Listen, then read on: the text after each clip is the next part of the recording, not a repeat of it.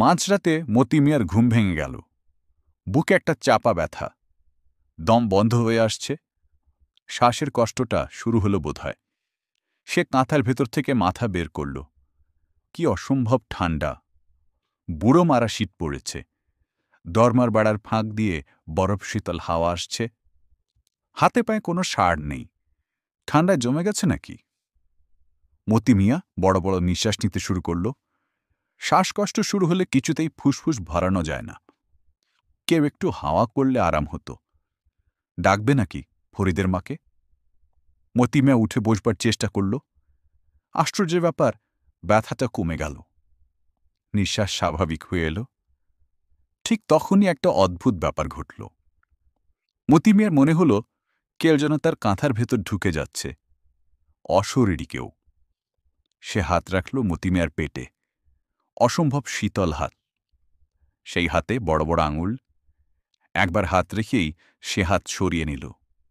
মতি মিয়া ভয় পেয়ে ডাকল, বৌমা, ও ফরিদের মা। ফুলজান ফরিদকে নিয়ে রান্নাঘরে ঘুমায়। শ্বশুরের বেশিরভাগ কথারই সে কোনো জবাব দেয় না। আজ দিল। বিরক্ত স্বরে বলল, কি হইছে? কুপিটা ধরাও গোমা, বড় ভয় লাগতেছে। ঘুমান দেহি। কে জানি আমার পেটের মধ্যে হাত দিল। স্বপ্ন দেখছেন? কার ঠেকা বসছে আপনার পেটে হাত দিব? ফরিদ, একটু দিয়া যাও আমার সাথে। দিয়া যাও গুমা। অমায় না। খামাখা চিল্লেন না, ঘুমান। ও ফরিদের মা, ও বেটি। ফুলজান ছাড়া দিল না। মতিমে একটা দীর্ঘ নিঃশ্বাস ফেলল। জমাট অন্ধকার চারদিকে। বেড়ার ফাঁক দিয়ে এক বিন্দু আলো আসছে না। বোধহয় কৃষ্ণপক্ষ। তার ভয়টা কিছুতেই কাটছে না। বুড়োকালে মানুষের ভয় বেড়ে যায়। অকারণেই গা ছমছম করে। বুড়োকাল বড় অদ্ভুত কাল। রান্নাঘরে খচমচ শব্দ হচ্ছে। ফুলজান কি জেগে আছে নাকি? নাকি ইঁদুর? ইঁদুরের বড় উৎপাত হয়েছে। ফুলজান বিড়বিড় করে কথা বলছে। কে জানে, হয়তোবা কুপি জ্বালাবে, দেখতে আসবে তাকে। যতটা খারাপ মনে হয়, মেয়েটা তত খারাপ না। মায়া মহব্বত আছে। মতি মিয়া কাঁথার ভেতর থেকে মাথা বের করল। কি ভয়ানক ঠান্ডা পড়েছে। এই শীতটা বোধহয় কাটানো যাবে না। ভালো মন্দ কিছু এবারই হবে। বৌমা ঘুমাইলা নাহি? ও ফরিদের মা। কি কন? 2 টাকা তাই শীত মানে না। না মানলে আমি কি করুম কন? বুড়াকালে শীতটা বেশি লাগে। ফরিদরে দিয়া যাও আমার কাছে। ও ফরিদের মা। ফুলজান জবাব দেয় না। ও ফরিদের মা, অময় না। লাভ হয় না কোনো। মতি মিয়া দীর্ঘ নিঃশ্বাস ফেলে ঘুমোতে চেষ্টা করে। ঘুম আসে না। বুড়োকালের এই এক যন্ত্রণা। একবার ঘুম ছুটে গেলে আর ঘুম আসে না। শীতের রাত জেগে পার করা বড় কষ্ট। ফুলজানের 2 বাচ্চা থাকলে ভালো হতো। একটাকে রাখতে নিজের কাছে। পোলাপানের গায়ে জবর ওম, লেপের চেয়ে বেশি ওম। মেসির আলী বেঁচে থাকলেও হতো। একটা জোয়ান ছেলে আশেপাশে থাকলেই ঘরবাড়ি গরম থাকে। মতি মিয়ার বুক হু হু করতে লাগল। বুড়োকালে আশেপাশে একটা জোয়ান ছেলে দরকার। মেসির আলীর কথা তার বেশিক্ষণ মনে রইল না। কিছুক্ষণের মধ্যেই তার খিদে লেগে গেল। অথচ খিদে লাগার কোনো কারণই নেই। শীতের শুরুতেই ভাতের কষ্ট দূর হয়েছে। ফুলজান রোজ দারোগা বাড়ি থেকে ভাত নিয়ে আসছে। একজনের ভাত, কিন্তু 3 জনেরই ভরপেট হচ্ছে। আজ খাওয়া হয়েছে ট্যাংরা মাছের তরকারি আর ডাল দিয়ে। এইসব ছোটখাটো জিনিস তার মনে থাকে না, কিন্তু আজকেরটা মনে আছে। কারণ ট্যাংরা মাছের কাঁটা বিঁধে গিয়েছিল। বড় কষ্ট হয়েছে। শরীরের কষ্টটা এখন বেড়ে গেছে। অল্পতেই কষ্ট হয়। রান্নাঘরে আবার শব্দ হচ্ছে। ব্যাপারটা কি? ঘুম ভাঙল নাকি ফরিদের?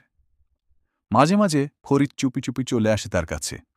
বুকের কাছে গুটিসুটি মেরে ঘুমায়। বড় আরাম লাগে।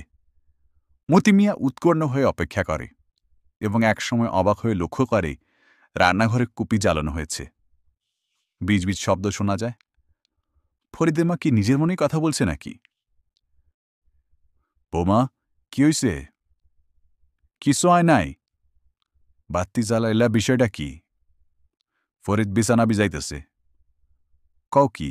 শীতের মধ্যে কামড়া কি করল? একটা চড়ের শব্দ শোনা যায়। ফরিদ অবশ্য কাঁদে না। মতি মিয়া উল্লসিত স্বরে চেঁচিয়ে ওঠে, এরে দিয়া যাও আমার কাছে, মায়ের দূর করে কাম নাই, পোলাপান মানুষ। ফুলজানের তরফ থেকে কোনো সাড়া পাওয়া যায় না। এখানে আনবে না নিশ্চয়ই। ও বৌমা, ও ফরিদের মা। কি? ভিজা ক্যাতার মধ্যে রাখুন ঠিক না, বুকে কফ জমলে মুশকিলে পড়বা, দিয়া যাও আমার কাছে। ফুলজানের দিক থেকে কোনো সাড়া নেই। ফরিদ খুনখুন করে কাঁদতে শুরু করেছে। মতি মিয়া একটি দীর্ঘ নিঃশ্বাস ফেলল। আর তখনই ফুলজান ফরিদকে কোলে করে ঘরে ঢুকল। এক হাত দূরে থাকা কুপির সবটা আলো পড়েছে তার মুখে। বুক থমথম করছে তার। বোধহয় কেঁদেছে খানিকক্ষণ আগে। ফুলজান মাঝে মাঝে রাত জেগে কাঁদে। মতি মিয়া সরে বাতির জন্য জায়গা করে দিল। ফরিদ চোখ বন্ধ করে আছে, ঘুমের ভান। এমন বজ্জাত হয়েছে। ফুলজান দাঁড়িয়ে আছে কুপি হাতে। কিছু বলবে বোধ হয়। কিছু বলবা নাকি মা? না। শীতটা পড়ছে মারাত্মক। রশিদ সাহেবের কাছে একবার যাইবা নাকি? কম্বল যদি দেয় একটা। ফুলজান কিছু বলল না, কঠিন মুখে দাঁড়িয়ে রইল। মতি মিয়া একটা দীর্ঘ নিঃশ্বাস গোপন করল। ফরিদের মা যাবে না। যে কোনো কারণেই হোক রশিদ সাহেবের কাছে সে যেতে চায় না। রিলিফের গম এলো একবার, সবাই গেল, ফুলজান গেল না। পা টেনে টেনে যেতে হলো মতি মিয়া। কি ও ফরিদের মা, কি কইবেন কন? যাইবা নাকি কাল একবার রশিদ সাহেবের কাছে? কম্বলের আমার দরকার নাই, শীত লাগে না আমার। তোমার না লাগলে কি, আমার তো লাগে। আপনার লাগলে আপনি যান। মতি মিয়া উঠে বসার চেষ্টা করে। ফরিদ শুয়ে আছে তার গা ঘেঁষে। সে অন্যরকম একটা উত্তেজনা অনুভব করে। বুঝলা ফরিদের মা, আমার হক আছে। আমার ছেলে মরে নাই যুদ্ধে। ক তুমি, যুদ্ধে মরে নাই? হ্যাঁ তো কতই মরছে। সবের হক আছে বুঝলা, কম্বল আমার হকের জিনিস। ফুলজান হাই তুলে কুপি হাতে রান্নাঘরে ঢুকল। বাতি নিভে গিয়ে চারদিক অন্ধকার হয়ে গেল। রাত কতটা বাকি কে জানে। মতি মিয়ার প্রস্রাবের চাপ হয়েছে। শীতের মধ্যে উঠতে ইচ্ছা হচ্ছে না। প্রস্রাবের চাপ এমন এক জিনিস যা খিদের মতো হুহু করে বাড়তে থাকে। ফরিদ ঘুমাইছস? ঘুমাইলে কথা কাস কেমনি রে ছাগল? ফরিদ খুক করে হাসে। মতি মিয়াও হাসে। বড় ভালো লাগে তার, বড় মায়া লাগে। কাইল কম্বল আনতে যামু বুঝলি? আচ্ছা, তুইও যাইবি আমার সাথে। হকের কম্বল, ঠিক না? ঘুমাইছস? ঘুমাইছি। পেশাব করন দরকার। মতি মিয়া চিন্তিত হয়ে পড়ে। এই প্রচণ্ড শীতে ওঠা সম্ভব না। কিন্তু ইতিমধ্যেই তলপেটে ব্যথা শুরু হয়েছে। মাবুদ এলাহি, বুড়ো হওয়ার কষ্ট বড় কষ্ট। ফরিদ ঘুমাইছস? ফরিদ জবাব দেয় না। ঘুমিয়ে পড়েছে বোধহয়। মতি মিয়া ঘুমন্ত ফরিদের সঙ্গে কথাবার্তা চালাতে থাকে। কথাবার্তায় ব্যস্ত থাকলে মনটা অন্যদিকে থাকে। তলপেটের চাপের কথাটা মনে থাকে না। বুঝলি ফরিদ, কাইল জামু রশিদ সাহেবের কাছে। তোর বাপের নাম কইলে না দিয়ে উপায় নাই, বুঝছস? তুইও যাবে আমার সাথে। চুপ কইরা বইসা থাকবি। ফাইজলামি বাদরামি করলে সর খাইবি, বুঝছস? মতি মিয়া অনবরত কথা বলতেই থাকে। কথা বলতে বড় ভালো লাগে তার। সকালটা শুরু হয়েছে চমৎকারভাবে। চনমনে রোদ উঠেছে। কুয়াশার চিহ্নমাত্র নেই। কে বলবে মাঘ মাসের সকাল? মতি মিয়া আয়েশ করে রোদে বসে আছে। বড় আরাম লাগছে। ফুলজান ফরিদকে টিনের থালায় মুড়ি দিয়ে বসিয়ে দিয়েছে। এটা একটা ভালো লক্ষণ। এর মানে হচ্ছে ঘরে পান্তা নেই। যেদিন পান্তা থাকে না সেদিন দুপুরে ফরিদের মা গরম ভাতের ব্যবস্থা করে। আজও করবে। 2-1 গাল মুড়ি খেলে হতো। ফরিদ থালা নিয়ে ঘুরছে দূরে দূরে। মুড়ি শেষ না হওয়া পর্যন্ত কাছে ভিড়বে না। মতি মিয়া ডাকল, ওই ফরিদ, ওই এদিকে আয় দাদা। ফরিদ না শোনার ভান করল। মহা বজ্জাত হয়েছে ছোকরা। ফুলজান দারোগাবাড়ি যাবার জন্য তৈরি হচ্ছে। দুপুরবেলা মনে করে এলে হয়। আসবে ঠিকই। মায়া মহব্বত আছে মেয়েটার, ভালো মেয়ে। দারোগা বাড়ি যাও নাকি গো মা? হ। আচ্ছা ঠিক আছে, যাও। রোদটা একটু তেজি হোক। আমিও যাইতেছি রশিদ সাহেবের কাছে। ফুলজান কোনো জবাব দিল না। মতি মিয়া ইতস্তত করে বলেই ফেলল, সিরামুড়ি কিছু আছে? শরীরটা যেন কেমন কেমন লাগে। সিরামুড়ি কিছু নাই। ঠিক আছে, অসুবিধা নাই, তুমি যাও। রোডটা এত আরামের যে উঠে দাঁড়াতেও ইচ্ছে হয় না। তবু মতি মিয়া উঠল। রশিদ সাহেবের কাছে যাওয়া দরকার। মতি মিয়ার মন বলছে আজ গেলে কিছু একটা হবে, না হয়েই পারে না। ফরিদ আয়। ফরিদ তার থালার শেষ মুড়ির দানাটি মুখে ফেলে দাদার হাত ধরল। চিকন গলায় বলল, কোলে নাও। কাউকে কোলে নেবার বয়স কি আর আছে মতি মিয়ার? তবু সে ফরিদকে কোলে নিল। কিছু দূর নিয়ে নামিয়ে দিলেই হবে। পোলাপান মানুষ, একটা শখ হয়েছে। রশিদ সাহেব সোহাগীর সিও রেভিনিউ। লোকটা ছোটখাটো, তাকে দেখেই মনে হয় সবার উপর বিরক্ত হয়ে আছেন। ভুরু না কুচকে তিনি কারো দিকে তাকাতে পারেন না। কম্বলের প্রসঙ্গে তার কোনো ভাবান্তর হল না। তিনি অফিসের উঠোনে একটা চেয়ারে বসে চা খাচ্ছিলেন। চায়ের কাপ থেকে দৃষ্টি সরালেন না। মতি মিয়া দ্বিতীয়বার বলল, শীতে বড় কষ্ট পাইতেছি। রশিদ সাহেব সে কথারও কোনো জবাব দিলেন না। শুকনো চোখে তাকিয়ে রইলেন। মতি মিয়া ভেবে পেল না কথাগুলি কিভাবে বললে শীতের কষ্টটা পরিষ্কার বোঝা যাবে। রশিদ সাহেব কম্বলের প্রসঙ্গ সম্পূর্ণ বাদ দিয়ে অন্য প্রসঙ্গ নিয়ে এলেন। নিরাসক্ত গলায় বললেন, এই ছেলে কে? জি, আমার নাতি, মেসের আলীর ছেলে। কার ছেলে? মেসের আলীর। মেসের আলীরে চিনলেন না? যুদ্ধ করল যে মেসের আলী। রশিদ সাহেব বিরক্ত ভঙ্গিতে মাথা নাড়লেন। তিনি চিনেছেন। মতি মিয়ার মন খারাপ হয়ে গেল।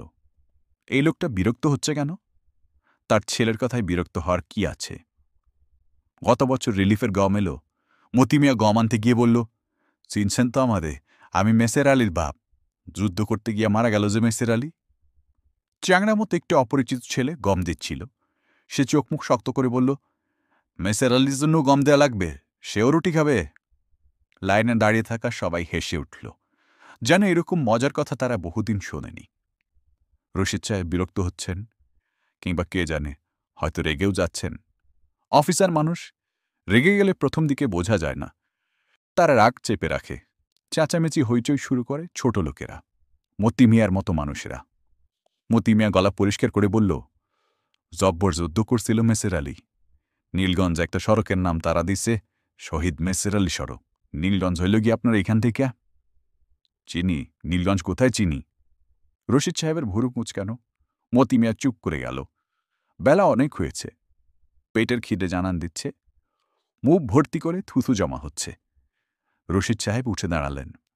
নির্লিপ্ত গলায় বললেন, দাঁড়ান, আপনার একটা কম্বলের ব্যবস্থা করছি, চা খাবেন? মতি মিয়ার চোখে পানি এসে গেল। বলে কি লোক?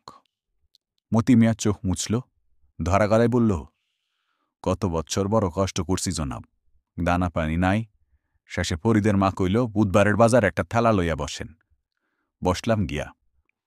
নিজ গ্রামের বাজারে ভিক্ষা করা শরমের কথা, বড় শরমের মধ্যে ছিলাম জনাব। মতি মিয়া ক্রমাগত চোখ মুছতে লাগল। ফরিদ তাকিয়ে আছে। সে বড় অবাক হয়েছে। রশিদ সাহেব যে শুধু কম্বল দিয়েছেন তাই না, 50টি টাকাও দিয়েছেন। সেই টাকার খানিকটা ভাঙিয়ে মতি মিয়া চা ও চিনি কিনে ফেলল। ফরিদকে বলল, বুড়াকালে চাটা খুব দরকার, বুকে কফ জমে না, ভালো ঘুম হয়। বুঝলি রে বেকুব, বুড়াকালে চা হইল গিয়া ওষুধ। তারপর তারা দুজন সারা দুপুর বাজারে ঘুরল। মতি মিয়া পরিচিত সবাইকেই নতুন কম্বল দেখাল। তার গাল ভর্তি হাসি। মেসের আলীর কারণে পাইলাম, বুঝলা না? মেসেরের নাম কইতেই মন্ত্রের মতো কাম হইল। বিলাতি জিনিস, হাত বিয়া দেখো, জহবরম, 400-500 টাকা দাম হইব, কি কও? মতি মিয়ার মনে ক্ষীণ আশঙ্কা ছিল, ফরিদের মা কম্বলটা হয়তো নিজের জন্য দাবি করবে। মেসের আলীর কম্বলে ওদের দাবি তো বেশি, কিন্তু তা সে করল না। চকচকে নতুন কম্বলের প্রতি তার কোনো রকম আগ্রহ দেখা গেল না। যথারীতি ফরিদকে নিয়ে রান্নাঘরে ঘুমোতে গেল। দীর্ঘদিন পর আরাম করে ঘুমোতে গেল মতি মিয়া। এত আরাম যে চট করে ঘুমিয়ে পড়তে ইচ্ছা করে না, জেগে গল্প করতে ইচ্ছা করে। ফরিদের মা, ঘুমাইলা নাকি? না। জব ও রোম কম্বলটার মধ্যে বিলাতি জিনিস তো, বিলাতি জিনিসের রোমই অন্যরকম, ভালো ঘুম হইব। ঘুমান ভালো কইরা। ফরিদের মা কি কন মেসেরের কথা কইতেই রশিদ সাহেব খুব ইজ্জত করল চা খাওয়াইল শরীফ আদমি ফুলজান জবাব দিল না মতি মিয়া বলল ফরিদে দিয়া যাও আমার সাথে বাপের কম্বলের নিচে ঘুমাও ফুলজান সে কথারও জবাব দিল না ঘুমিয়ে পড়েছে নাকি গভীর তৃপ্তিতে ঘুমোবার আয়োজন করল মতি মিয়া ছেলের প্রতি গাঢ় কৃতজ্ঞতায় তার মন ভরে যাচ্ছে বড় শান্তি লাগছে ঘুমের মধ্যেই সে শুনল ফুলজান কাঁদছে সে প্রায়ই কাঁদে তার কান্না শুনতে মতি মিয়ার কোনো কালেই ভালো লাগে না কিন্তু আজ ভালো লাগছে কেমন যেন গানের সুরের মতো সুর আরাম করে ঘুমায় মতি মিয়া বাইরে প্রচণ্ড শীত ঘন হয়ে কুয়াশা পড়ছে উত্তর দিক থেকে বইছে ঠান্ডা হিমেল হাওয়া